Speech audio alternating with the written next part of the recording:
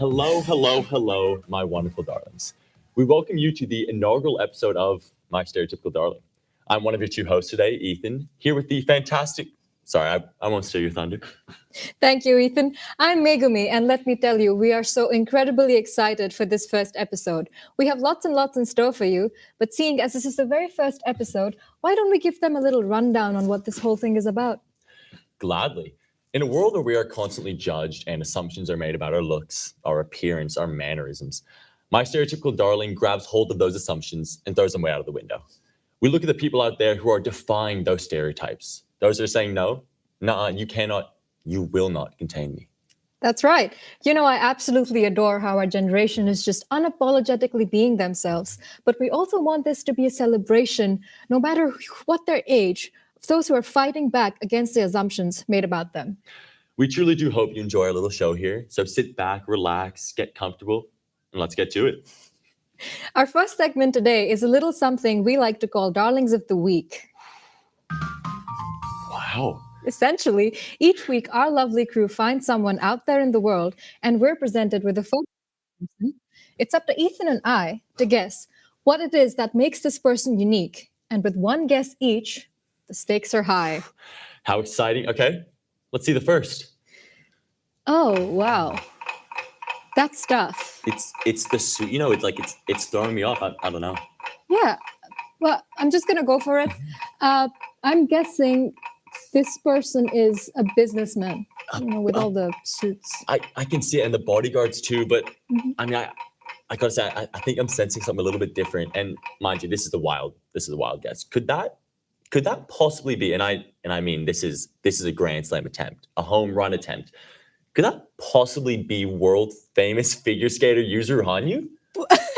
That's pretty specific. I mean, there's really no way. Let's see. Oh, can you believe it? It actually is world famous figure skater Yuzuru Hanyu. How could you possibly have guessed that? To be completely honest, I have a keen eye for these things. I've had it since I was born. And now we have something pretty amazing to show you all. Yep.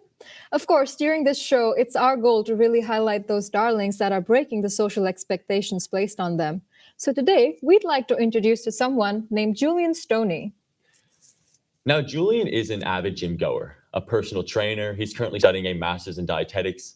What if I told you this same man, this big buff gym guy, had over 13,000 hours on League of Legends, pushing 9,000 hours on World of Warcraft?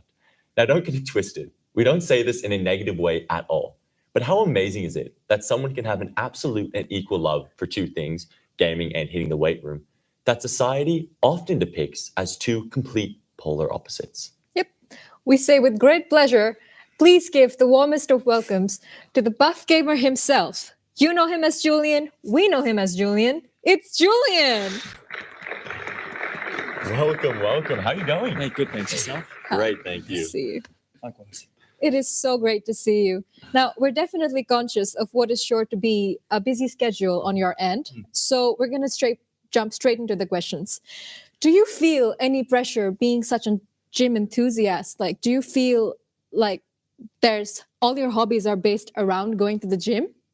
Yes, yeah, absolutely. While that's not the case, there are definitely some stereotypes associated with picking things up and putting them down. A lot of the time people think that it's just about weight training. And I'm quite the opposite when I look at it. I love anime. I love video games. Oh, anime too, as well as video I games. love lifting weights. Oh, wow. That's interesting. Okay. Yeah, I mean, I'm wearing the Itachi I see. t-shirt here from Naruto Wow. Shippuden. Yeah, so I love all that kind of stuff. Right, yeah. And do you prioritize one hobby over another, or perhaps is there like a blend of the two? My train of thought here is maybe Wii Sports or Wii Fit back in the day, maybe the new Nintendo Switch Sports. Are you trying to find that blend? Yeah, I've definitely played a few of those games with my brother when I was younger. He was never really good at them, so I needed, to kind of differentiate. Same with my older brother, yeah. Exactly, yeah. So I love video games, but I tend to keep them separate to my gym life. I have two different types of social groups that I interact with on both occasions, and I tend not to mix it. I see. And last question, because again, we're conscious of your time. We don't want to take up too much of it. We know you're a busy man. Yep. We got to ask. The people at home want to ask, what came first, the weights or the games? It's a good question. 8 years old, Pokemon, Game Boy, first ever one, first game I played. And then about 6 years later down the line, 14 years old, I started lifting up weights. And since then, there's been a perfect balance between the two. Wow. Well, great. thank you so much for your time, Julian. We appreciate it immensely. And we hope that all of you watching out there can use this great person as a source of inspiration to release yourself from societal pressures and simply live. Julian's handsome story gives us some good insight into expectations we unknowingly have of each other. We think it's pretty important to talk about these, as sometimes stereotypes can be pretty damn harmful. Yep, that's right. Making assumptions comes natural to us as humble Homo sapiens, but it also stops us from making the effort to learn about each other and, where we can fill the gaps about people ourselves.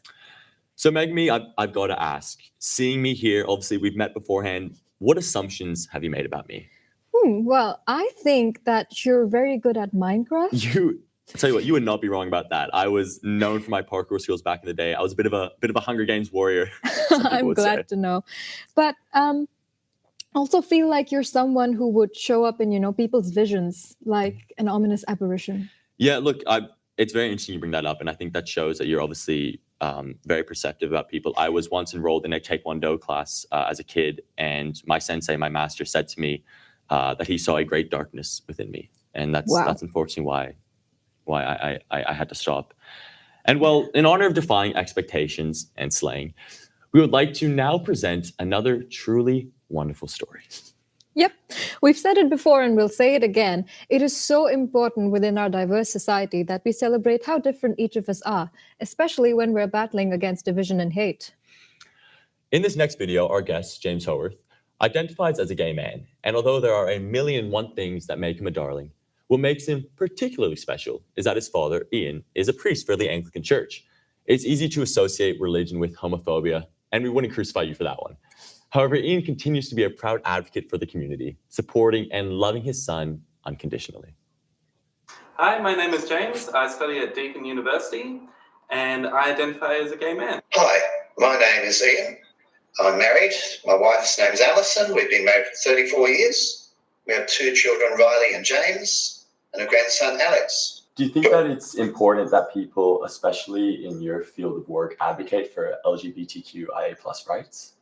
Yes, absolutely. It's important to care for anyone where they're at, because we look back to the New Testament and Jesus calls us to love our neighbour as ourselves. How do you think we should move forward to try and tackle this stereotype that Christianity and religion in general is associated with homophobia?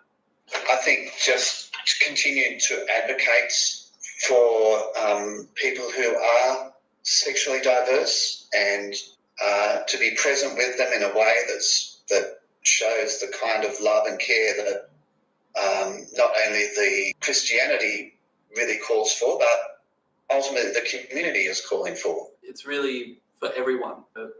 You can be anyone, everyone, from different walks of faith. I'd say my views on my sexuality and religion, that my sexuality is a gift from God rather than a burden. And it isn't a burden. It's very, very positive force in my life. Thank you, James and Ian, for your time. Although it is easy to discuss the positives, it is equally just as important to discuss what not just can be, but what needs to be improved. For our final segment of the week, we have a little bit we like to call Darlings of Inspiration, where we look at some of the most famous, influential, and darling-esque quotes of all time.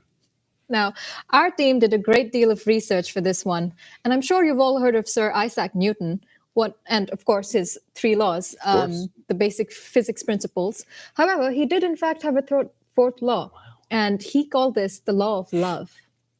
Newton says in his 4th law, this law of love, that when you love yourself truly and be yourself fully, there will be an equal and opposite reaction to those around you.